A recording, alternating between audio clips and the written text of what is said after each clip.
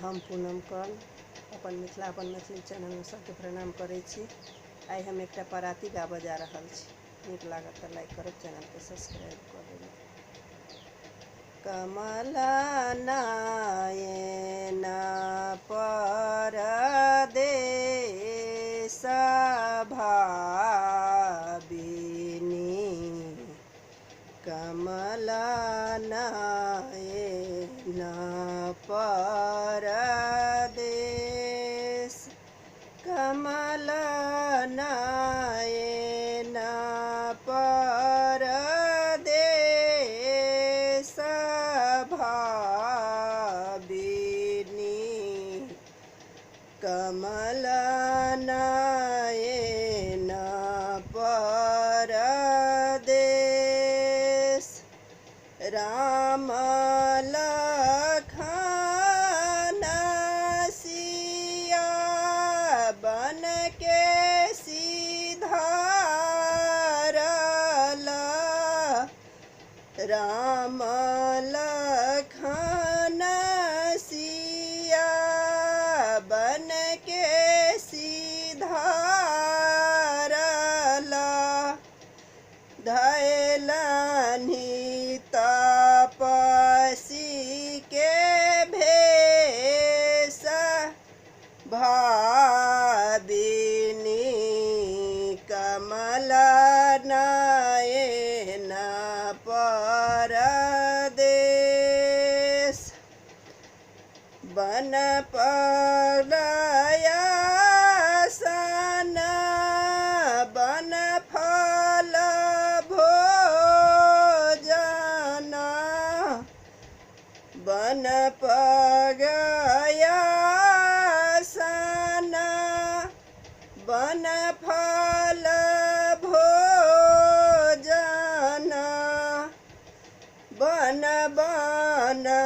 रटथि नरेश भाविनी, कमल नयन परदेस, अबधयन्हर भेल एकर घुपति बिनु, अबधयन्हर भेल एकर घुपति बिनु, जैसे बन लागत कुहेस भाविनी, कमल नयन परदेस, मातु कौशल्या करुणा करतु है, मातु कौशल्या करुणा करतु है, क्यों नहीं कहत उदेश भाविनी, कमल नयन परदेस, कमल नयन परदेस भाविनी, तुलसीदास प्रभु तुम्हारे दरस को, तुलसीदास प्रभु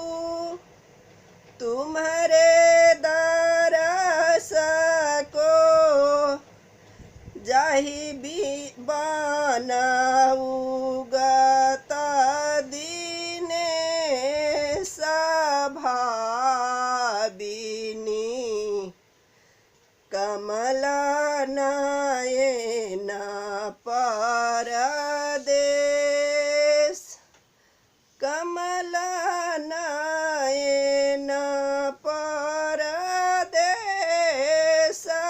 भाबिनी कमल